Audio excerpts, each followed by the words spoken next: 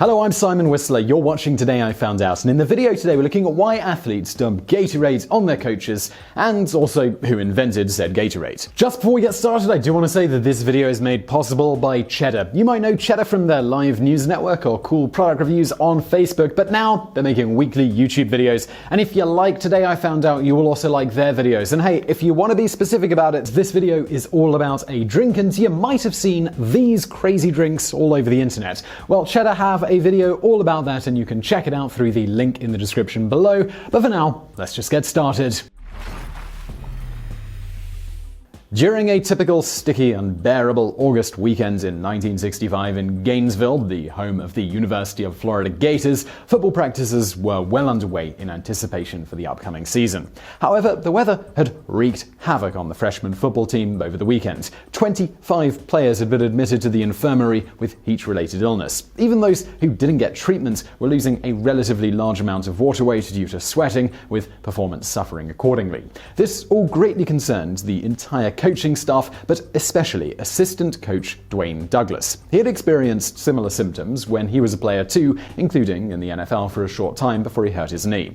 After a weekend of way too many of his players falling ill, he decided to seek help with the problem. Robert Cade was a 37-year-old associate professor of medicine at the University of Florida who specialized in kidney disease and was one of the few doctors in the country who was performing kidney dialysis at the time. When he was approached by one of his fellows who had been approached by Douglas, wondering, among other things, why his players had difficulty urinating for some time after practices, Cade was quick to decide that he would tackle the task. After all, he was already well known around campus for making various drinks and concoctions that helped with kidney function and digestion. He was also a big sports fan, having grown up in St. Louis, and he loved the city's baseball team, the Cardinals. Cade and his team, which included Dana Shire, A.M. Quesada, and Jim Free, went to work trying to fashion a drink that would help the football team survive the Florida weather. First, though, this meant that Cade and Co had to monitor the players while they were practicing. Sometimes this meant stopping by the practice and collecting data via everything from blood samples to taking player body temperature. Cade at this time did jokingly lament that they were not always able to get the most accurate data possible, as the players would not consent to having practice stopped so we could measure their body temperature rectally.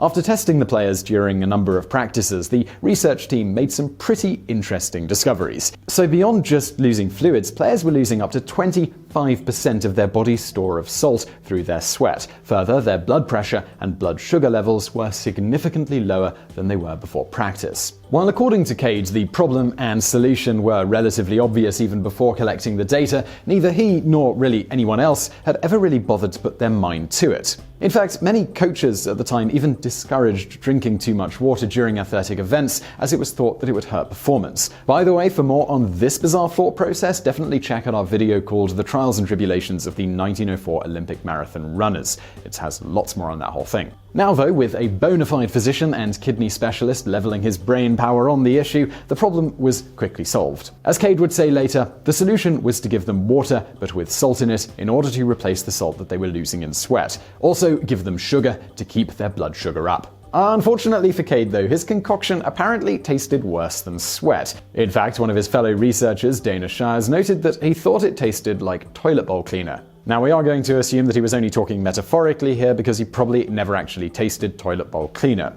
Others said that it had a distinctive seawater quality to it, which is probably a bit more accurate given its salty nature. Cade reportedly couldn't even keep it down himself, choking up the first gulp that he ever took. Needless to say, in order for any athlete to want to drink this stuff, it needed to taste a whole lot better. At the suggestion of Cade's wife, the researchers purchased bushels of lemons to squeeze lemon juice into the mixture. They also added the artificial sweetener cyclamate to further mask the taste. If you're wondering why they didn't just simply add more sugar, they were concerned that too much sugar would upset the stomachs of the players. In the end, the additional flavoring worked enough that the players were willing to drink it. According to Cade, the first on-field test of what was then being called Cade's Aid or Cade's Cola was during an intra-squad scrimmage between the freshman football team and the varsity squad's B team. At the end of the first half, the B team was ahead 13-0. They pushed the freshmen around pretty good. In the third period, the freshmen, who had been given the solution, came out and began pushing the B team around. They scored 2 or 3 touchdowns in the third period and 5 or 6 more in the fourth period. Later that week, the Florida Gators were set to take on the number 5 ranked Louisiana State University Tigers. It was a showdown that the team was highly anticipating, despite being the heavy underdogs. On the sideline, Cade and his team set out cups of their concoction, hoping players would drink it despite its urine color and, as more than one player said, taste. They assured the players that it would help them stay hydrated and fresh later in the game, just when LSU was tiring. The temperature during that matchup reportedly peaked at 102 degrees Fahrenheit, which is 38.8 degrees Celsius. Under the unbearable heat, the favored LSU Tigers faded in the second half, with the Gators coming back to win 14-7. Later, Jim Free, who was a player on that Gators team and would later go on to become a doctor, would say, "If we had lost, you probably would not have heard of Gatorade again."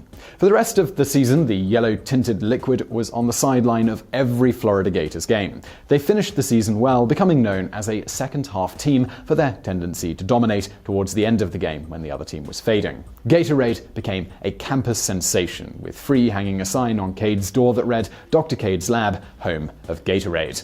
Despite this, it wasn't until late 1966 that the national media began to pick up on how revolutionary Gatorade was. Things all changed when the Gators came from behind and defeated the Georgia Tech Yellow Jackets in the Orange Bowl of 1967, and the Yellow Jackets coach, Bobby Dodd, publicly stated the reason his team lost was, "We didn't have Gatorade." That made the difference.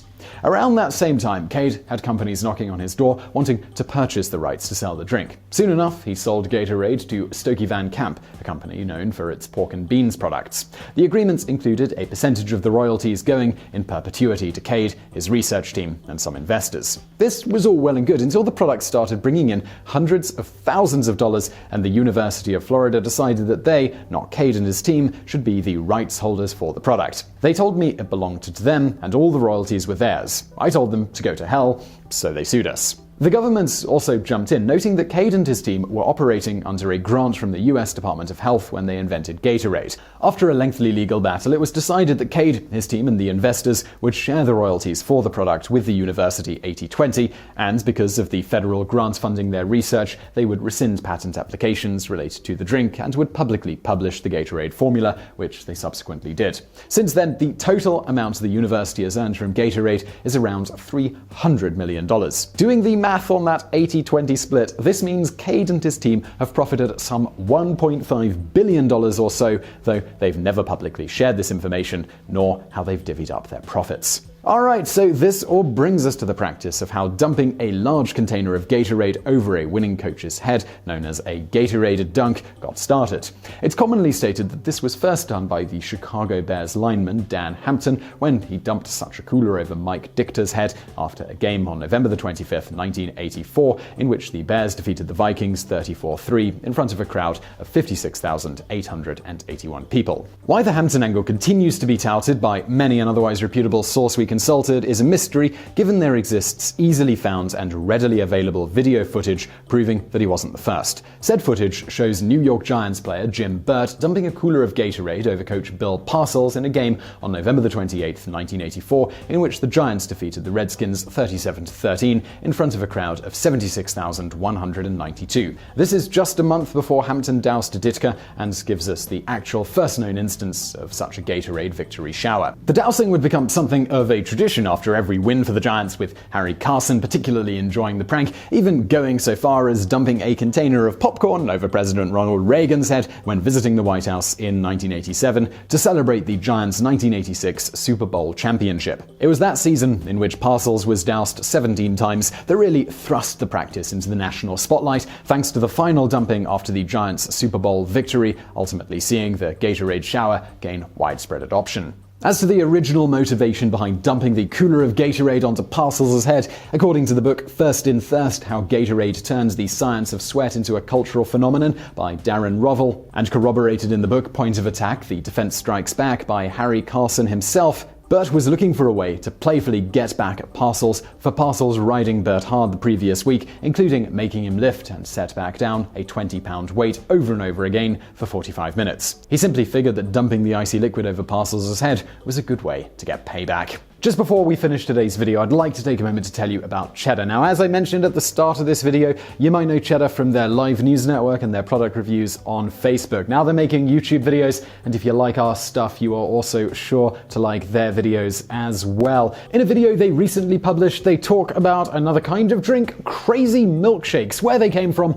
and how they became a global trend. I'm going to play a few seconds from that video in just a moment, but you can check out the full video through the link in the description below. Don't forget to subscribe to Cheddar if you like the video, and thanks for watching. I'm Chef Joe Zadori, and I'm the chef owner of Black Tap Craft Burgers and Beer. My wife's idea of the Crazy Shake came from her love of candy, and cotton candy especially. We put it on Instagram not knowing what would happen, and 72 hours later we went viral, and we had to scramble to buy all the product, set up the milkshake station, and the next thing you know, we had a line of 350 people waiting outside to get these shakes.